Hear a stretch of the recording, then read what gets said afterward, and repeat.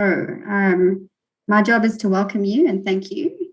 And I would really like to, in this welcome and thank you, we'll do intros in a second, but I do want to just recognize how, I guess, how much work goes into a talk submission and how personal it often feels. And so this for us is close to all of our hearts. And we just want to really extend our gratitude to all of you for joining us tonight.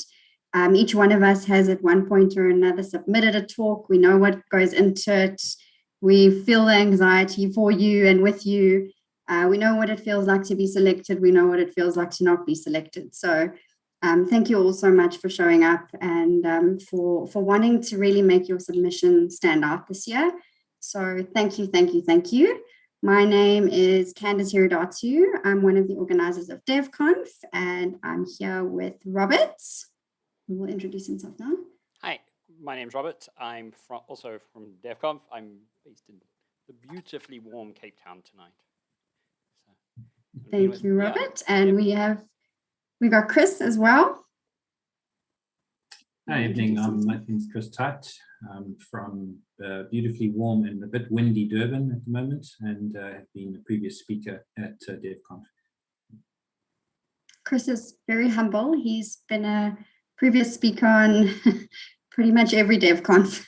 I think so we're very grateful to have you. Maybe one or two others who've managed that. We don't have.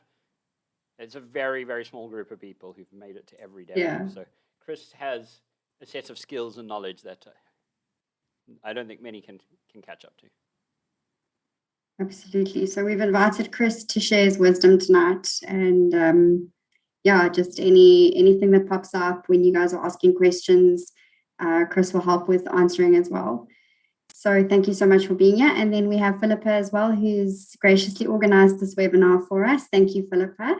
And Philippa is also the person who's been behind our social media in the last DevConf, and she will be again this year. So she's one of us, and we're very grateful to have her here tonight. Awesome. So Robert, sorry, Philippa. I just spoke over you there. Is that all good? Okay, fantastic. So Robert is going to talk about the conference itself in general and just take you through a couple of what we have lined up for you tonight. Excellent. Thank you so much.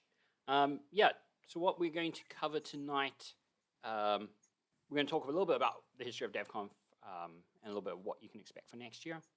And then also I'm going to show you a little bit of how to submit a talk through the tool we use. We use a thing called Sessionize. And we'll talk a little bit about what the audience of DevConf is.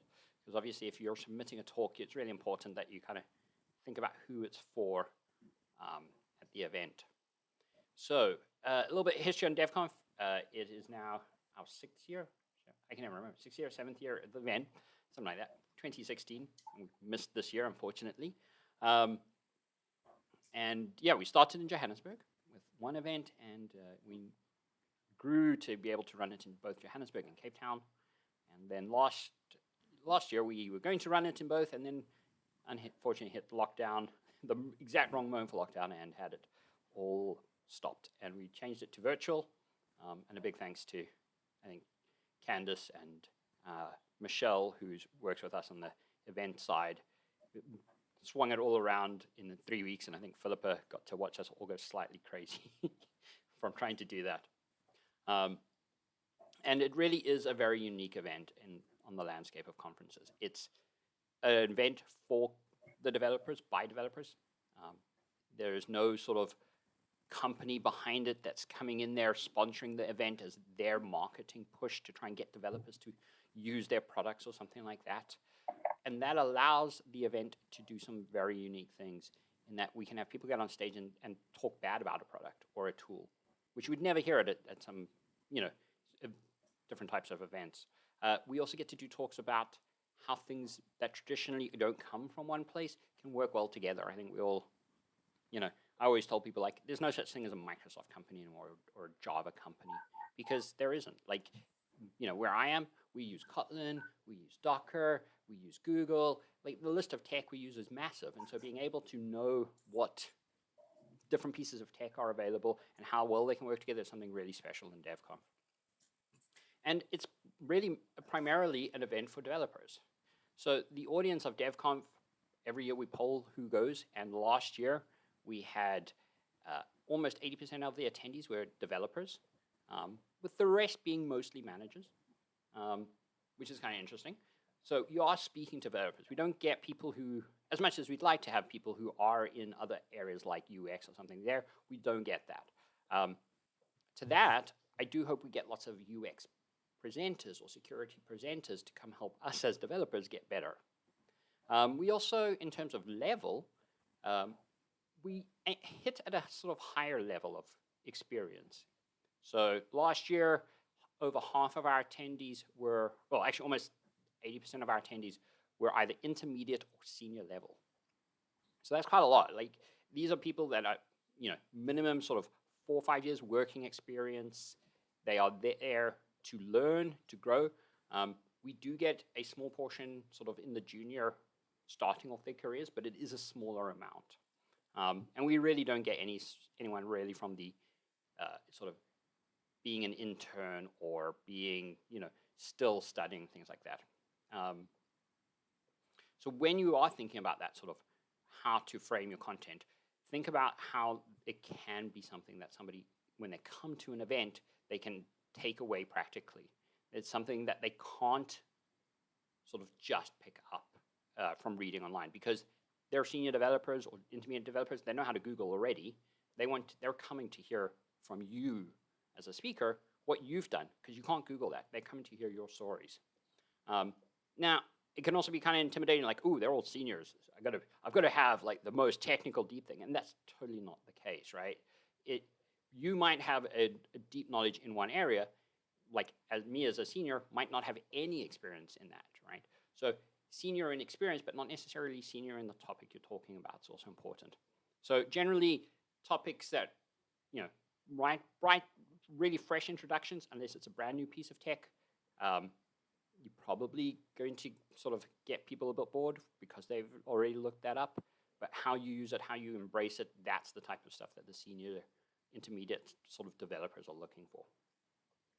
So yeah, and for next year's event, we will be, next year's event, we'll be running it in both Johannesburg and Cape Town again. So it'll be in April, which is great. And we also have the Johannesburg event will be live streamed.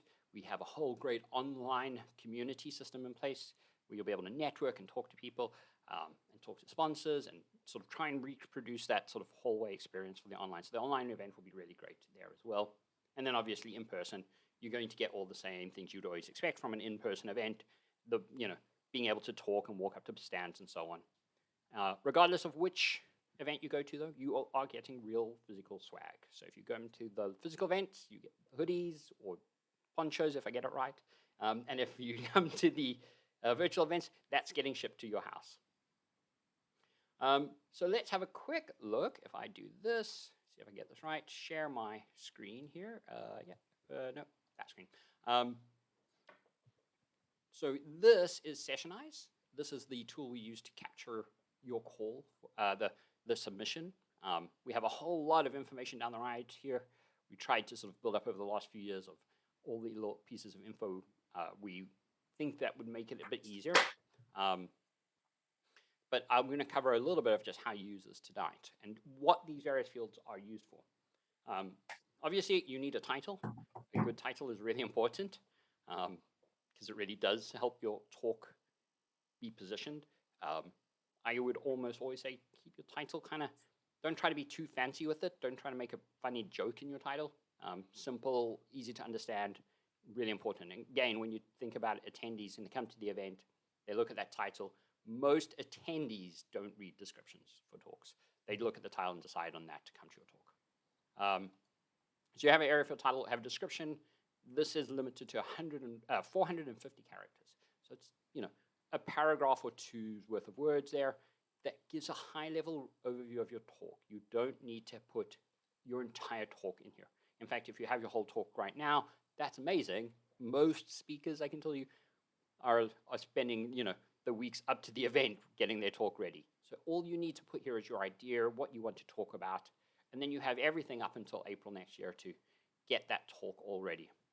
And then there's track. This helps us classify it and helps when we sort of try and work out where your talk will fit in during the day.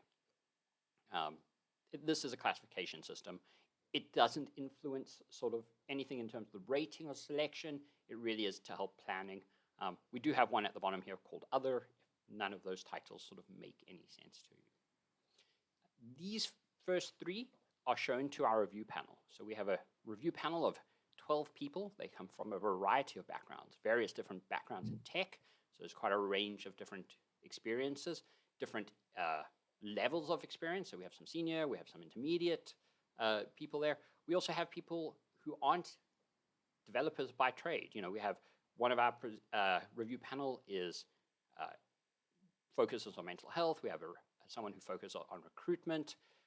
So people who are working in tech they're all working in tech in some way, but a nice big variety. And they get to only see these three. They don't get to see anything below.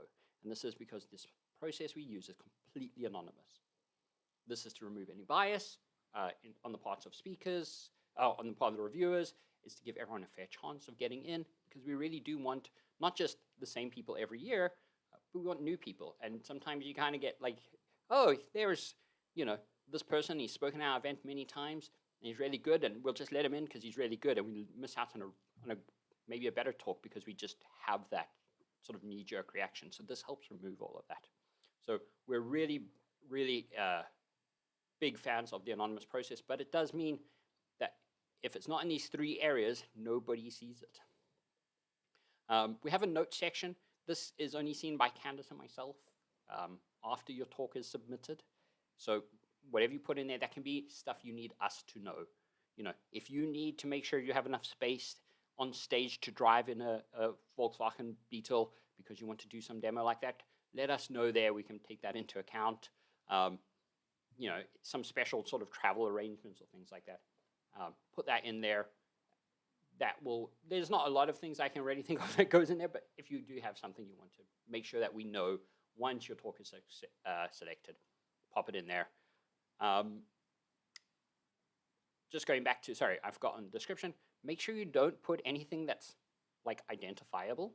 Some people put, oh, you know, here's video links to my talks on YouTube. And it's like, that's really great, but it makes it really hard to not have your talk be obvious, like treat your talk as anonymous. Same with like description. If you say something like, oh, this is the talk I gave at the developer user group in, you know, April of 2021, and, you know, it was really well received, probably can guess who you are from that. So try to just... Robert, I mean, we wouldn't mind to see that in the notes, right? I mean, when we are making final selection, those links do help us.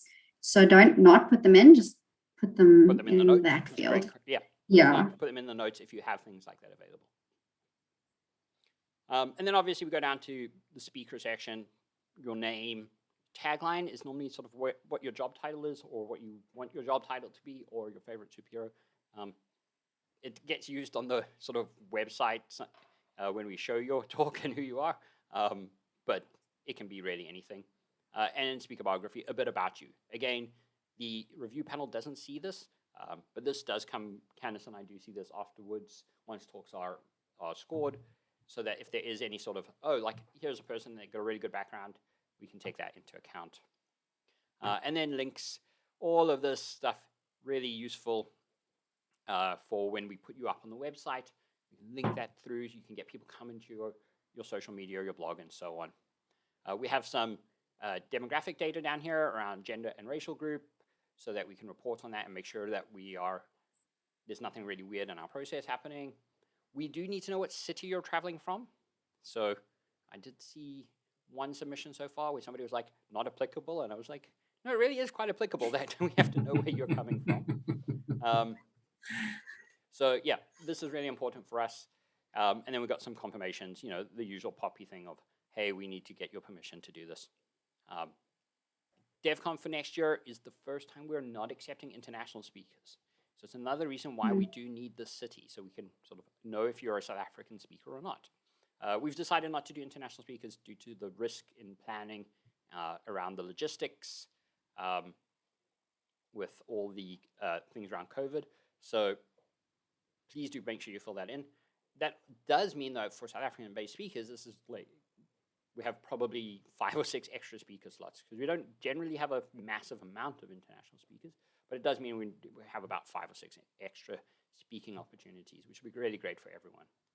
So that's a little bit of an introduction to how to do the sessionize. You can fill that all in, you hit submit. What's really great, once you've done that, you have until the 12th, you can go back and edit it at any point. These are not reviewed until, we don't start the review process until the 13th of November. So you can go back, and if you suddenly think, ooh, this is something I would really like to change, or if you've already submitted, as many people have, and you want to update it based on what you hear tonight, you can go back in and change it there. So that is everything around the basics and sessionize, and sort of a little bit of who the audience is. So I'm going to, now we've spoken about that, I think, Candice, you want to give us an idea of what makes a really good talk? Yeah, so I like to do things in 3. So I have 3 points for you all about what types of talks stand out to me. I'm a reviewer and an organizer. So this is my perspective. And I'm sure that Robert and Chris have their own insights as well around what stands out. So I'll give you my top 3. The first thing that I want to see when I'm reviewing a talk is, why should I pay attention to this? So I'll give you an example. There was a talk submission on progressive web apps a few years ago. And I was like, okay, we had a few. We actually had quite a few submissions on progressive web apps. But why this person wanted us to pay attention to their talk was because they had found a solution for a bunch of people that were living in a rural area where internet connectivity wasn't a really big resource that was available to them. So why should we pay attention to the talk is really useful. Another good one to make pop is to use a statistic. I always find, like, did you know X% of people don't have access to this, or X% of people don't use this? So that's like, oh, that's interesting. Tell me more. So really get in there early with, like, what's your point? And then I like to know why you. So again, with not personally identifying yourself, but what has been your experience that sets you apart from others potentially, and makes us want to hear this talk from you? What have you learned? What experiments have you done? Whatever it is that gives you the edge on this particular topic does often speak to me and gets my curiosity piqued. And then, Robert also mentioned it before, definitely not something that can be Googled. If you're going to present a talk on a cool framework, that's nice, but I want to know what that cool framework has helped you achieve. So how has that changed your life, changed your work, changed your experience? And why should that matter to me? So that specific, I think that specific impact for you that you think others need to know about, I care about when I'm reviewing your talk. So one of our, again, another person who's spoken at quite a few DevConfs is Matt Cavanagh. This is not like particularly intellectually stimulating, but it's super entertaining. And he did a Canon potato rocket launcher. I mean, where are you going to Google that? And it was incredible. And not only did he show us exactly how he built it, but he also launched it and injured himself. So it was quite, we almost had to do an indemnity thing there. But another one was Jade Abbott's cloud shootout. So she had worked in basically all the cloud platforms, and I won't list them, but there were 5 of them. And she compared each of them for what were their merits and where were their shortcomings. Like, I thought that was absolutely amazing because that was her personal experience. And it wasn't easily something that I was going to be able to find a blog article on and read. So that was super relevant. So those are for me like the things that stand out. It's like, why should I listen to you on this particular topic? And thank you for making me interested. And also, I now know that I'm not going to get this information anywhere else. I'm going to get it from you. I want to review that talk and give it a 5 out of 5. So maybe Robert and Chris have also got the things that they look for. And you guys, in any order. Chris, you want to share what makes your talk so special? I'll share. Well, I'm going to support what Candice says. Your story is very important. I think being able to bring your experiences and your story through are always the talks that stand out for me, and those are the ones that I think that's one of the reasons why my talks generally I think have been pulled through. There's some sort of uniqueness and something that you've tried to bring a twist on. The other thing that I like to do with my talks is try and combine technologies or techniques or something like that to actually bring in a little bit of variety. For example, I think one of the talks that I've done was on logging and how do we surface up logs, and at the same time introduced bringing in Docker and also other ways of actually visualizing the data. So trying to bring in a theme that's close to you and then try and bring a twist on that so that that it's not just the bog standard, as Candice said, the Jade's 5-on-5 shootout of the web platforms. That's something completely unique, and it's got a great twist in it.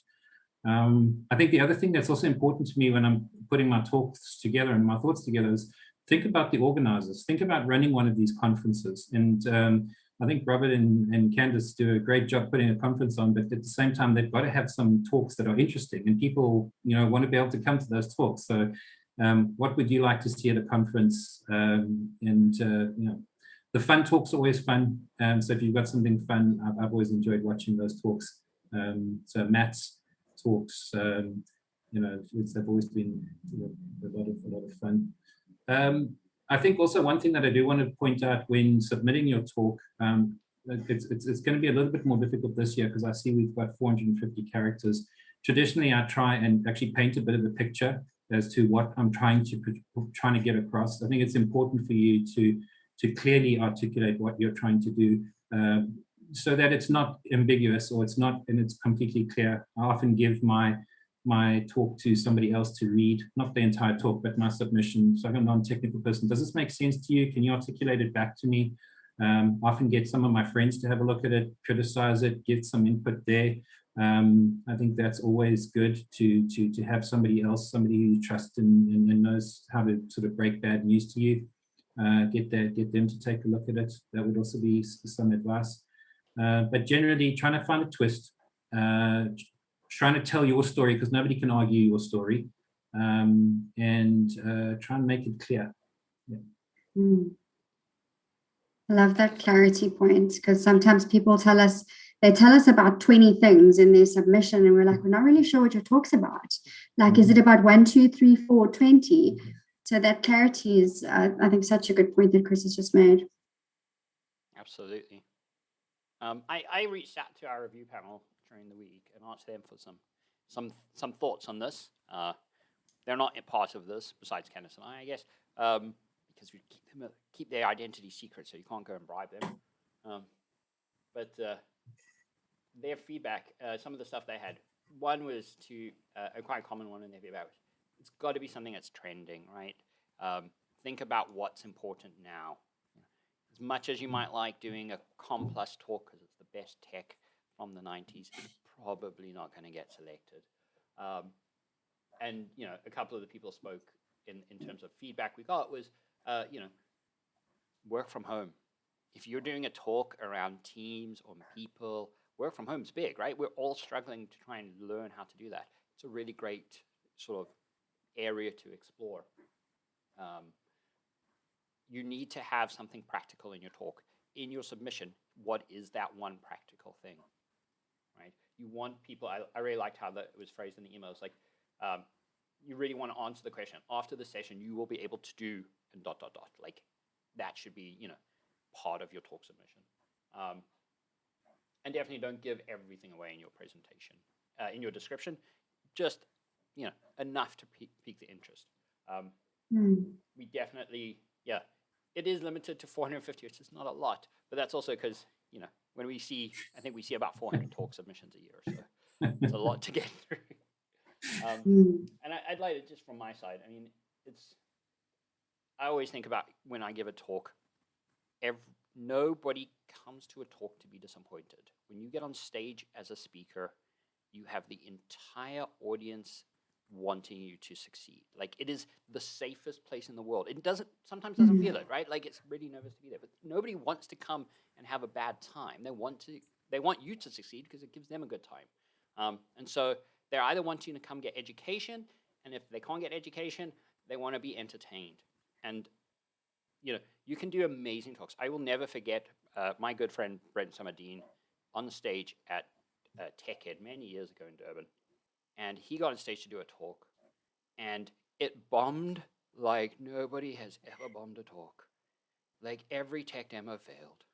And he did an hour of doing debugging on stage, and it was magic because I learned so much about debugging and different tools that were available in Visual Studio, and it stuck with me, that talk. That can be an amazing talk to give, right? Like, it's something you do every day, and you just kind of like, oh, it's just a thing. I just do this. It's like, oh yeah, all these cool little tricks and tools and how to add this, and there's this right click on a breakpoint and it's there. That can be an amazing talk because you're going to take people and elevate them. So when they leave, they are 20% better at doing debugging. So don't fear being on stage, but also if you do have a bad time, you can totally pivot your whole talk around. So yeah, Candice, ideas of any sort of topics on your mind that you think are going to stand out for next year? I don't know what's going to stand out next year, I'll be honest. I'm always surprised with what we get, and I get goosebumps just thinking about it. But if I think of which of our speakers, those that have gone all the way to the stage and presented, and that being the virtual stage as well, including last year, people that show their vulnerability tend to rate really highly when we actually do the audience reviews. So, Christina Berger did a talk a couple of years ago on Where Have All the Women Gone? I mean, it won. Rory did a talk on accessibility, and for those of you that know Rory, he's not the same height as us. He has a bunch of challenges that we don't have, and he spoke about the things that we need to consider when we're writing software for people. And he used himself as an example. It did incredibly well, and he also won Best Speaker. So that seems to be something that when your vulnerability shines through and your passion on the particular topic shines through, that, and Chris also spoke to it, like that passion and why you care so much about this topic. It's something we can feel in the way that you submit your talk. And that just often highlights something in somebody else. It's relatable, it's real, and we love that. So those do well. And experience talks. So like I spoke about Medine Murray's talk a little while ago about writing software for people who live in rural areas. That's a real, it's rich, it's experiential, it's the kind of stuff that matters. And it's unique to what her and her team experienced while they worked on that project. So those talks do really well. If you can say this has been the experience around the topic, that seems to be important. So it's not necessarily about the microservices or the women or the diversity or the work from home, but it's about what are you bringing to that topic. But I guess the point around what's trending is definitely one to note, because that's also going to stand out. So that's already getting somebody interested from the get-go. But just back that up with your passion and your experience. Robert, Chris, I'm not sure if you guys have got topics on your mind. Speak to that passion. I think, Rob, you had fed back to us as speakers 3 years ago. We had looked at the speaker feedback, and pretty much everybody that had a good rating was passionate about the topic that they had that they were on stage to present, and the energy that comes through is important to portray. So it's important to think about the topic that you are really in love with, because that's going to come through on the stage, and that energy is going to come through into the room, and that's going to make an important talk. Sometimes the greatest talks in topic-wise fall flat because there's no energy in the room, and that energy is not coming through because you're not coming from your heart. So something from your heart and being able to stand by that with a lot of energy is going to be awesome. Rob, you also touched on something around the title. I know the title, some people do get whimsical, but just to reinforce that, title is all the people read on the day. And I've often been berated about the titles that I've used, and it was a bit misleading. So just think carefully about that title, so that you know that you're getting the audience that you're looking for when you get into the room. Yeah. Awesome. See something in the chat around a workshop. Just need to scroll up a little bit. What does it say there? It was a question around speaker workshops. We had one last year. Yes. Hmm. And It's called Speak Up. Yeah. I'm not sure if we have the notes and slides. I know who does. I can reach out and find out. Yeah, I actually saw that one of the other local conferences, and I'm going to probably forget which one it was, but it was in the Agile community. They hosted a Speak Up event. So it was started by a chap called Steve and his friend Danny. Steve moved overseas last year or the year before that, and Danny's still here. But I'm sure that they've probably got some stuff up on a wiki somewhere that they'd be happy to share with the community. But you got to be there. Like you got to just be there. And from the event that we ran 2 years ago, we had 3 attendees, and it was a 25-person workshop. 3 of those attendees were successful, and they spoke for the very first time in their lives at DevConf 2020. So it's a really powerful experience if that workshop is run again, to try and attend that. Absolutely. I think I'm done with my section, Robert. I'm not sure if you want to go through the next share a parts. bit about what to avoid in a talk. Mm-hmm. And I see one of in our Q&A panel, we had somebody asked, are tech-related talks about code, about frameworks, about how to optimize your Bitcoin processing so you can make more Bitcoin. Are those a priority over other developer topics, maybe the softer skills? And definitely not. I think DevConf is the type of event where we very much have a lot of space for anything that software developers would be caring about. And that changes, right? When you're starting off in your career, you needing to know more technical stuff maybe. Where I am in my career at the moment, I have to spend a lot more time trying to know how to work with people, how to get feedback, how to work with a product owner to realize visions, how to work, how I can talk to my delivery lead about what he's seeing in our burn down charts. There's lots of that sort of stuff that's really important. That isn't just tech. So I think we definitely have a lot of capacity for non-tech related talks. And I don't think there's one or the other that's a major priority. That said, if you do submit a talk that you don't, developers wouldn't be interested in their normal lives, I think that is a type of talk to avoid. The one I always use when talking to sponsors and other speakers, we're probably not going to accept a talk on knitting. As much as there are probably many developers who like to knit, it's not really what we're going to have on stage. Unless it's an IoT device. Absolutely. You're going to have your then IoT it will be quite cool. Or how you've machine learned patterns for knitting. Totally swing those things in that way. On your submission, we've had some really bad submissions in the past where people have literally done one sentence. If your talk description is one sentence, not only is it really hard for us to sort of evaluate it and rate it over other talks, it also just sends out the wrong feeling of you just didn't care enough to write something or put the effort in. I think also, Robert, a little bit about that, just to add in, is I think sometimes people just don't know what competition they're facing. So if you're putting in a little bit of content, it's possible that you think everybody's putting in a little bit of content. So if you really aren't sure, you can, without revealing everything, you can come and ask. Yep. I would say it's also types of talk to avoid: sales pitches. South African developers are some of the smartest in the world and very sensitive to somebody getting on stage trying to sell them a license to some product, right? They don't want that. that doesn't mean don't get on. If you are at a company and you make a product and you want to talk about that product, that doesn't mean don't submit a talk. But talk about the thing you're trying to solve generally. So, if you're at a company that produces a cloud service, and want to talk about your amazing cloud database that can scale, talk about how that is just generally, and then use your product as the example, as the thing. It's a much better way to go rather than get on stage and start talking about how amazing it is and how cheap it is and doing 25 minutes of licensing talk or something. It's not going to get in, and it's not going to be accepted. Even if it does get in, people are going to switch off.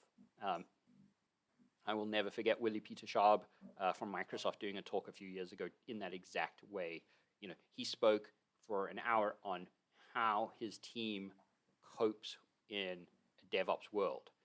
And you could leave that talk and not know he was from Microsoft, because none of the stuff he shared and how his team works was specific to Microsoft. He showed a lot of Team Foundation Server and various pieces of Azure in the talk of how they use it as a practical thing. But you could walk out of that and go home and use GitLab and be successful with his knowledge that he shared. So definitely avoid trying to be too sales pitchy, avoid your talks being too short. I mentioned earlier, also avoid just sharing anything too personal in the description. As Candice said, if you do have something you want to put in terms of like, if you've recorded your talk before, put it in the notes, then the review panel doesn't see that. Candice? There was a question in our Q&A, which I thought from Andre, which was, can we get feedback on why a talk wasn't selected? I thought it'd be nice to hear a little bit about, what happens if you are not selected. Yeah. Look, I mean, it's hard. There's no other way to say it. People always talk about, you are not your code. You are not your submission either, but it still hurts. I mean, like, it's not easy. I remember submitting for DevConf in the first year, and I didn't get selected. And I was gutted. I was like, but I put so much work into this. There were better talks, guys. Sometimes your talk submission can be amazing, but like, there were just 25 that were that little bit better. And it's sometimes really hard. Like, I remember somebody submitted a talk and it actually ranked really high, but it was the second talk on, I think it actually was progressive web apps. I think it was Madine's talk, just ranked that little bit higher, and we just couldn't see fit to put 2 PWA talks into the same DevConf because we had so many amazingly diverse topics. So there's always a reason, and I think that as organizers, we are very empathetic to the experience of receiving that rejection email, and we want to help you as much as possible. So I just want to let you all know that if you did get rejected, whether that was in a previous year or this year, and you just want some insights, we will reach out to our review panel. Robert and I will give you our thoughts as well. But bear in mind that there's a possibility that you just got unlucky. And it's not that you didn't do a good submission. It just happened to be that there was another one very similar that ranked just a little bit higher. But yeah, so I think it's not, we don't want anyone to feel discouraged by not being accepted. Please know that in the past we've had, Robert, one year, I don't even want to lie, but I feel like we had 800 plus submissions and we can only choose 40 something. It's very hard. So it's the competition is, which is why I said what I said earlier as well. The competition is hectic. We've got some people that have been speaking in conferences for 10 or 15 years, and sometimes they don't get accepted, but they've got a lot of experience with how to capture the reviewer's attention in a submission. And so the more input you can get from your peers, or from chat to somebody who does have good experience being selected at conferences, chat to them and see if they'll have a look at your submission before you submit it, and try and get some feedback. And that's what I did. It took me about 5 conference submissions to get accepted somewhere. And I went to Mark Pearl, who organized DevConf with Robert in year 1. And I said, can you help me with this? And I thought it was pretty good. I mean, I thought I was going to nail it. And he was like, well, you could change that and you can add this and you can really amplify this point. And he gave me the most wonderful advice. And I got selected that year. So it's always good to try and chat to somebody who you feel is going to give you valuable feedback. But most certainly where we can give you some feedback around the reasons why your submission didn't rank as highly or wasn't selected, because the two are distinct and sometimes the same, we will tell you as much as we can. Absolutely, yeah. Cool. So I don't know, but that's not the good news, right, Robert? You've got the good news of what happens if you are selected. Yeah. I can tell you, though, that if you do not get submitted, just drop us an email. We gladly will give you feedback. It does take us a little bit of time normally, because we don't take it lightly. We will make sure we ask every reviewer for feedback on your talk. We will, I think most of the time you get like an entire page of content of like this could improve, that could improve, this is why, and we're very candid about it because we want you to be a success. So if you do ask for feedback, just give us a little bit of like a couple of weeks just to get through all the people asking, but we'll try to get to you as soon as possible. On the other side, if you are selected, you get an email from us. It will be sort of late December, early January, depending on the final selection times. And you have a week to confirm. So you need to come back to us and say, yes, I thank you for selecting my talk. I definitely will be there. And I'll be in the country, please. Yes, Please don't be living in Austria. And it has happened that we have had people like, oh, when I submitted, things were different and now things have changed and I can't speak. In that case, we do actually go back to talks that were declined and reach out. So there is always that other opportunity. It's very rare it happens, but it can. And yeah, and then you'll get an email. You just need to accept that. And then from then on, you start getting a lot of spam email from me. I think I email you probably once a week until the event. Then you get a handbook. So do not unsubscribe from our mailing list, please, because you will miss all the information about where to be at what time. We try to give you as much information as possible. Chris, do you have any experiences or what's it like being a speaker who gets selected? For me, DevConf is the best conference that I've spoken at. I think it's one of the most fun conferences to speak at. I think that speakers generally are very diverse. They've got lots of different thoughts and ideas. Traveling with the crew, when you're privileged enough to have traveled from Durban to Cape Town and Cape Town to Johannesburg, and so being on that crew, having an opportunity to spend time at the speaker's dinner, throwing some ideas around, sitting on, in the transport, throwing some ideas around. That is the most fun for me is just the connection with the other speakers. But then on the day, being on the stage, that energy and the rush of presenting to people, it's incredible. And I would say if anybody gets an opportunity, take it with both hands. A very fun conference to be at. And then, having people come up to you and discuss ideas and thoughts and sharing new ideas. It's always wonderful for me to share ideas and get new ideas in. Don't be scared of people asking you, questions that are too hard. Don't be scared to say, listen, not sure, but can I get back to you on that? I just think it's a lot of fun. Probably the most fun that you will have, and a great conference to be talking at. Yeah. Thanks so much. Robert, I'm just aware of time. I think we've only got about 13 minutes left. So I think Philippa, can the call be extended if we still have to answer questions after 7:30? Yes, it absolutely can. The call will only end when we end it. We do just have some questions that we need to also just not forget about. So thank you, brilliant. A couple little reminders, then we'll dive into the questions. So next week, Friday is the 12th. That's the last day you can submit. Please make sure you do. Get your talks in before then. Really important. And yeah, DevConf, we're aware that it's a stressful time for everyone, right?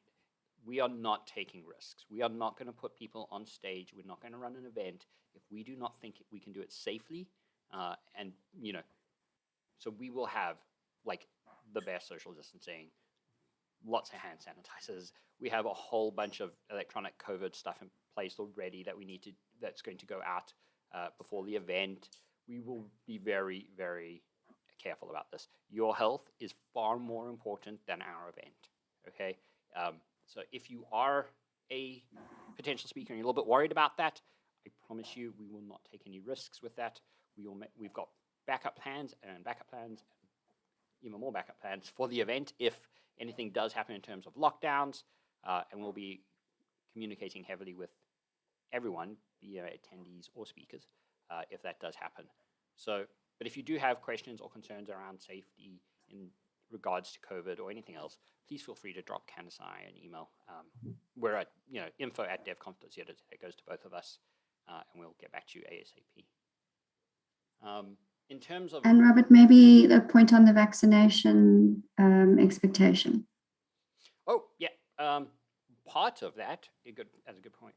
One of our requirements to try and keep the event as safe as possible is that everybody does need to be vaccinated for the event. So if you are attending in person, be it as a speaker or an attendee, you do need to be vaccinated. If for whatever medical reason you cannot be vaccinated, we do have the online event available. We'd really like to have you there, and maybe we can make it safe. Maybe the government and everything will work out and we can make it safe. But for those who cannot get vaccinated for whatever medical reason, we need everyone else to be vaccinated so they can be safe. So that is very important for us. But at this stage, it's very much a thing of everybody does need to be vaccinated. And speakers are going to be there in person, right? So, I mean, we're not doing virtual speaking slots unless there's unless it's a plan, FY, Z, whatever. Yeah, so that very much to Candice's question, is there a difference between in real life and virtual talks? So we're not doing virtual talks. Every person who's selected will speak at DevConf in Cape Town on the 5th, and then 2 days later in Johannesburg on the 7th. And it's the event on the 7th will be live streamed as well. So all the talks that you're giving on stage there, they'll be live streamed out, and there'll be a whole interactive system that works with that. At the same time, Earvold asked a really important question around that. Like, what happens if you can only do a talk in Cape Town? Let us know in the notes. We totally understand that. Some people can only do a talk in one city because of family or work commitments. We totally get that. Let us know in the notes. Obviously, if you can only do a talk in Cape Town, we need somebody who can only do a talk in Joburg to pair with, it doesn't have to be the same talk, obviously, but we do need to have that other person to fill up that slot. So we need to know that in the notes. But yeah, we have had that every single year, where we've had a unique talk in each city. So we're totally open for that. Just let us know ahead of time. But you can welcome to just submit your talk submission regardless there. And I mean, the travel, right, we pay for. So if anybody was having thoughts around, like, how do I afford to get between the two cities, we pay for that. Yep. And we pay for your accommodation as well. Absolutely. And I think Chris was talking about sort of like the transport. We have speakers dinners we pay for, make sure you're well fed. We, put people on, well, in the past, we need to figure out how we're doing it with the social distancing and everything, but we're going to have, in the past, we had like minibuses and bus people off to restaurants and things like that as speakers. So we try to make sure that literally all you need to worry about doing is having proof of ID so you can get on a plane, and we'll make sure that you are picked up at airports and taken to hotels and you are well looked after. There was another question. Does the talk need to be fully refined before I submit it, or can I submit a good concept and work on it prior to the event? You can totally just submit a concept. Yeah, I would say most speakers are only submitting concepts. At least I'll let you into the secret. Candice and I, we do a welcome talk every year, and we plan it out about 12 hours before the event, before we have to do it the first time. Most speakers are planning out their talks, or updating their talks and their slides up until they get on stage, and that's okay. We don't need slides. We don't need details, and your talk, we know that talks change, right? So as long as the core concept is the same, that's great. If there's a big change in your concept of your talk, so if you came in and you're like, I'm going to do a talk on PWAs, and then you get on, you realize in February next year you actually can't do a talk on PWAs because you want to do a talk on building mobile apps, let us know. We can talk to you about that and plan that out and figure out if we can work with that. It is one of the things we're aware of. Talks evolve and grow and change, and that's okay. It is also why we've decided to do Cape Town first on the 5th, Johannesburg on the 7th of April 2nd, and have the live event be Johannesburg to give you a sort of warm-up run in Cape Town. So that the one that gets recorded and saved forever on the internet is the one that you've had a bit of extra time to practice on. There's also a question around where do you add a second speaker? So we don't generally accept 2 speakers on a talk. We have found that they don't work really well on stage. If you have a Plus COVID. I'm just joking. I'm always okay to be proven wrong on things. So we don't have an option on Sessionize to submit a second speaker to your talk. If you do have a very compelling reason to convince us in the notes. Put it in the notes. Remember, the talks are only 40 minutes. That's not a lot of time, especially if you have 2 people. So it's it's quite a bit of time, quite a short amount of time if you're going to have a lot of people. But yeah, if you do have a really good idea for 2 speakers, let us know in those. Otherwise, generally, we don't normally do a 2 or more people talk. Robert, maybe something else for the notes that I think personally I would be interested to know is if it's your first time speaking.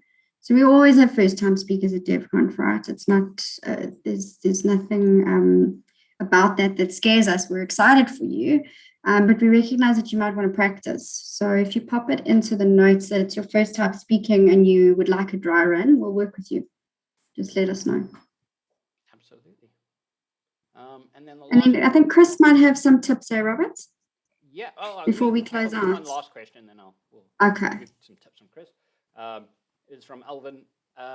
Is there an opportunity for style of talk to expand to lightning talks of shorter session times? Not for next year. It just logistically becomes really complicated. We've tried in the past. It gets really complicated to do well. But yeah, I mean, definitely, I feel 40 minutes is very short. Once you get on stage and you do an intro and a demo, if you're doing a tech talk or share some slides or a video or something like that, and a wrap up and a call to action and stuff like that, 40 minutes goes really fast. So, but yeah, definitely if you have an idea for, again, if you want to do something really special in your talk, put it in the notes. For us, if you have it like, hey, this is the type of talk I want to do, but I only have, it's a 20 minutes worth of content and everything really fast.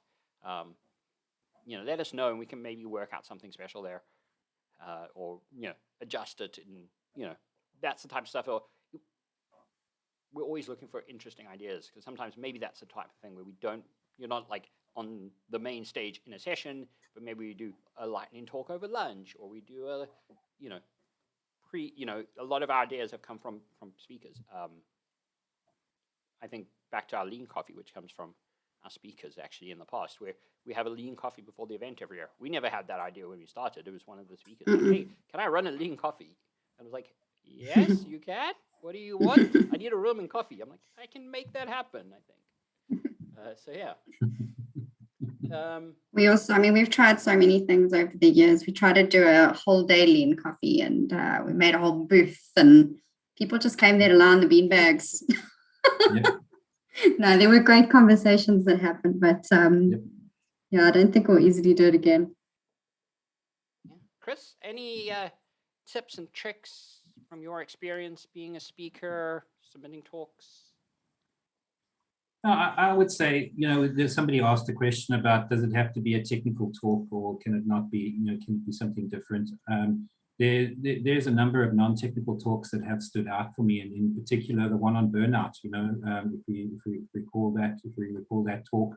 And there's been a lot of technical talks that have stood out for me, and there's been a lot of fun talks that have stood out for me. So I would just say, if there's something that you're passionate about and there's something that you feel you want to share with the world that you're doing that might be unique, or looks like it's pretty unique, stand up and put it out there. I think that's it. Put a little bit of a twist on it. make it unique and interesting, and and good luck. Again, one of the things that I just wanted to bring forward is just make clear what you're trying to achieve in that talk. Somebody always asked me, what is it that makes your talks different? Well, then it's the twist, it's the unique story, and then the fact that you paint a clear picture to the people who are trying to read through that and decide whether you're going to get in there. That anybody that's ever approached me is, my first tip is, paint a clear picture. I've got a few tips for if you don't make it, and if you want to start, getting into the swing of things. People are often confused as to why I always have a ton of topics at hand. One of the tricks is keep a journal. Whenever I'm walking around and I've got an idea, it's like, okay, just jot that down. That might be an interesting topic to talk about. Looking at somebody else doing a particular talk, it's like, hey, that's interesting. Maybe I can twist this over here and use it over here and then make that into a talk. So one of the things that I'm normally done after the first week at DevConf is just reflecting and writing elements down. So if you don't make it, start that practice of writing down your thoughts and talks. Keep a little notebook around with you. Put some ideas in there. Go through it again. One of the other things that I also do is spend a lot of time talking to people, getting interesting ideas from them, going, hey, would we be able to spin this? So the tips and tricks for me is normally trying to practice it, getting better for submitting the next year. And I know it's not going to help you this year, but I think there's just a bit of extra information for the year to come. That's it. Thank you. Thanks, Chris. And I mean, we've got user groups. We have a user group, and there's a bunch of user groups in South Africa that meet every month. Yeah, Candice, thanks for that as well, because I've got a ton of notes that I've written here, because a lot of people have reached out to me before and said, like, what do you do? And the one thing that I can encourage you to do in the future is to get into the user groups, to start trying a topic, try it on for size, and see how it goes from there. That user groups for me has always been a wonderful place to try and launch new ideas and get new things out there. So yeah, that's definitely something that I would encourage people to get behind. And I'm not sure if you guys have changed the structure of the user groups, but those lightning talks that you had at the Joburg user group and the Centurion user group were always great, because they gave people a good place to launch. So if you are thinking about getting into this sort of speaking thing and you want to get into it a little bit more practice, then I would reach out to the user groups and the Johannesburg developer user group and the Pretoria user group. And Rob, you've got one in Cape Town, I believe. So those are always good places to get to. Yep. Yeah, we're hoping to be back in person with those at some point, because it's the same thing that Robert was saying about the corridor conversations. The great conversations are when your mouth's stuffed full of a hamburger and you're trying to swallow your beer quickly before they call last rounds. But it's been a virtual event for the last year and a bit, but we still do the lightning talks. Yeah, good place to launch. I mean, it's a very good place to launch. Robert, there might be just one point around some people working for companies that are going to sponsor DevConf, and the sponsorships come with a speaker slot.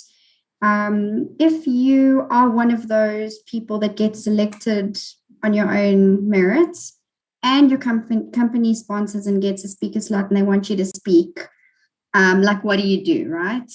So, I mean, I'm not against two talks of the same kind in different slots, because it gives people a chance to come and, see the talk in slot 1 and see a different talk in slot 4 without missing out altogether. But yeah, I mean, we've had it with Rory before, where Rory's talk was accepted and his company sponsored. He did 2 talks. He showed up prepared to present on 2 topics. I mean, good for him, right? So, yeah, I don't know, Robert, if you've got any advice on that one.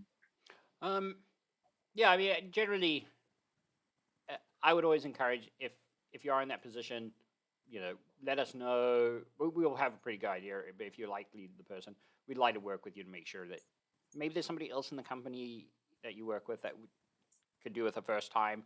And maybe that is going to be a 2-person talk if you work with them or something like that. I definitely would encourage that sort of thing.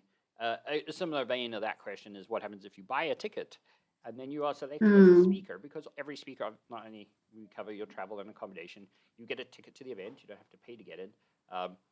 I will always encourage people to give those tickets away. There's always somebody who's less fortunate out there who could do with a ticket.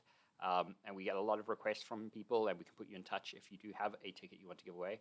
But we also understand, times are tight, and we are glad to refund the speaker's tickets. If you're a speaker and you got an extra ticket now, no issue refunding your ticket. In fact, we are happy to do refunds for everybody all the way up until February of next year. It's 100% refunds on tickets. So if anything does happen, you can always just log on to Cricut and refund it. I think there's an option just built in there to get the refund. Yeah. Candice, any final thoughts from yourself? Just good luck. Good luck, and I want you all to be selected. Excellent. I see your message in the chat. Thank you. It's from Philippa. Thank you so much to everybody who could be here with us tonight. Chris, thank you very much for spending the evening with us. I have no idea if you've submitted a talk yet or not. I'm hoping you Don't have. tell us. I'm hoping you have. But yeah, thank you so much for your time and your insights in the event. Yeah, DevConf, we've often said that DevConf feels a little bit, it would feel a little strange without having Chris there. I'm hoping that next year won't be the year we find out if that is a strange event or not. Let's see. But yeah. Yeah, thanks, Rob and Candice, for letting me join you this evening. It's been fun to chat, and I just want to wish everybody that's in the session that's looking to put a talk together good luck, and I hope that some of the advice that we've given you this evening has been useful. So good luck to that. Looking forward to seeing you guys on the stage. Thank you so much. Yeah. Cool. All right. Yvonne. Yvonne. This guy. How can I? So you guess is how to make a 2-minute noodles talk is out. No, Yvonne, you can totally show us how you have an IoT system that loads the noodles in. Other Doc Brown from Back to the Future. Come on. I want to see the noodles go flying over. Yep. Tristan's gonna compete with you there for your noodles. Earwalt is, I'm assuming it's the same Earwalt because that sense of humor is so distinct. He's on our developer user group committee, and he makes us laugh all the time in the WhatsApp group. All right, so I think that's it. Thank you, everybody. Some of the insights from this will be published in a blog. We don't want to give away anybody's secret announcement, but there is somebody out there that's making a blog of tonight, and we're quite excited to and very honored by that. And then, Robert, are we going to publish the recording? Yeah, we will publish the recording. It'll be up on our YouTube channel. Okay, because it is Diwali. And I feel quite blind that we organized an event on such an auspicious occasion for a number of our South African population. But I'm hearing the fireworks outside. It's really awesome. I'm sure it's going to be great outside your windows too in Durban there. Hey? Yep. Yeah, we're looking forward. Got a lot of colleagues that travel to Durban to celebrate tonight. All right. Good night, everybody. Stay well and be safe. Cheers. Bye.